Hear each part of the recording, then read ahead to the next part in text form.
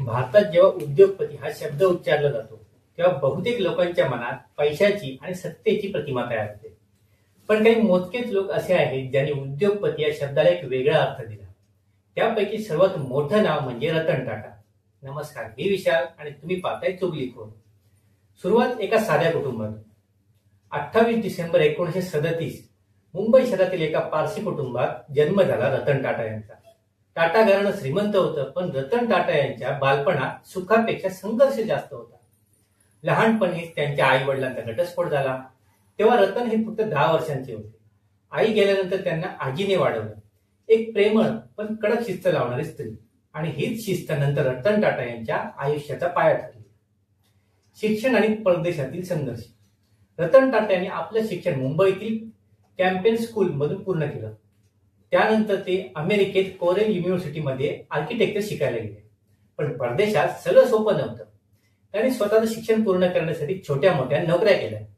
एकदा त्यांनी स्वतःच्या कॉलेज फीस भरण्यासाठी हॉटेलमध्ये प्लेट्स पण धुतल्या. आणि याच काळात त्यांनी शिकले की कुठलंच काम लहान नसतं, तर ते प्रामाणिकपणे केलं तर. भाग तिसरा आहे टाटा ग्रुपमध्ये प्रवेश कसा झाला. भारतात परत आल्यानंतर रतन टाटा यांनी 1961 साली टाटा ग्रुपमध्ये प्रवेश केला. सुरुवातीला त्यांना टाटा स्टीलच्या जमशेदपूर प्लॅन्टवर काम दिलं गेलं. पण ऑफिसच्या खुर्चीत बसवून नाही, तर थेट कामगारांसोबत कारखान्यात. ते तिथे हाताने स्टील उचलत, कामगारांसोबत जेवण आणि त्यांची भाषा, त्यांच्या सुख-दुःख समजून घेत. त्यांनी सांगितलं, नेता तोच जो आपल्या लोकांसोबत काम करतो. आता नेतृत्व आणि संघर्षाचा काळ पाहूया. 1981 साली रतन टाटा यांना JRD टाटा यांनी टाटा समूहाचं नेतृत्व दिलं. पण हे तितकंही सोपं नव्हतं. तर यावेळेस टाटा ग्रुपमध्ये 100 पेक्षा जास्त कंपन्या होत्या. पण कोणतीच कंपनी एका दिशेने चालत नव्हती. लोकमान्य रतन टाटा फक्त वारसदार आहे, नेता नाही.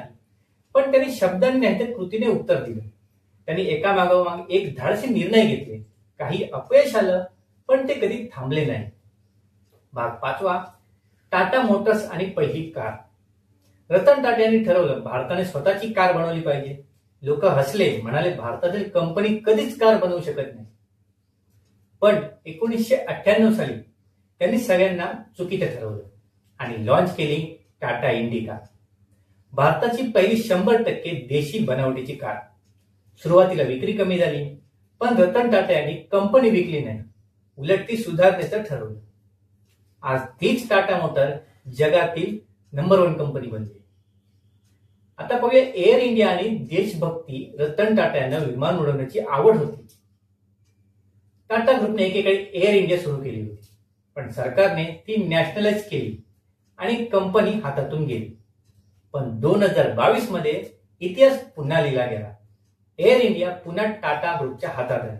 हे फक्त बिझनेस नव्हतं, तर हा होता देशभक्तीचा आणि स्वाभिमानाचा क्षण. आता पाहूया जॅग्वार आणि लँड रोवर अधिग्रहण कसं केलं. 2008 मध्ये टाटा मोटर्सने एक असा निर्णय घेतला ज्याने जगाला धक्का बसला. त्यांनी खरेदी केली जॅग्वार आणि लँड रोवर, ब्रिटनच्या 2 मोठ्या कंपन्या. ब्रिटिश मीडियाने त्यांची खिल्ली उडवली.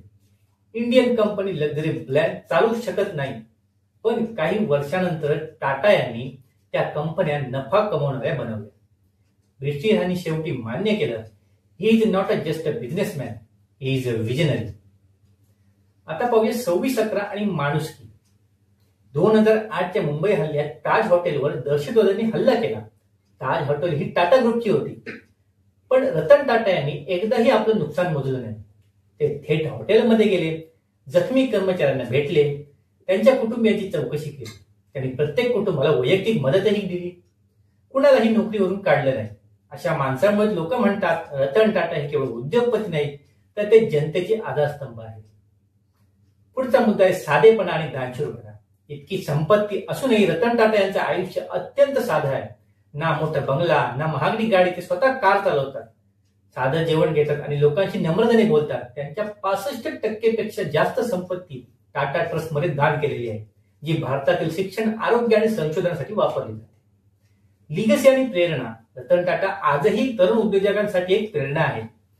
त्यांनी एकदा सांगितलं होतं की I don't believe in making right decision, I take decision and then make them right. हेच त्यांचे विचारसरणी, ज्यामुळे ते फक्त अब्जाधीश नव्हे तर लाखो लोकांच्या मनात देवासारखे झाले. भारतात अनेक श्रीमंत आहेत, पण रतन टाटा हे एकमेव नाव आहे ज्यांनी पैशांपेक्षा माणुसकीला महत्व दिले. आज ते आपल्यात नसतील तरी त्यांची विचारसरणी आणि कार्यभावना प्रत्येक भारतीयासाठी मार्गदर्शक आहे. आणि म्हणून आपण म्हणतो, he is not just a businessman, he is the heart of India, the greatest Ratan Tata. Video आवडल्यास लाईक आणि शेअर करा. धन्यवाद.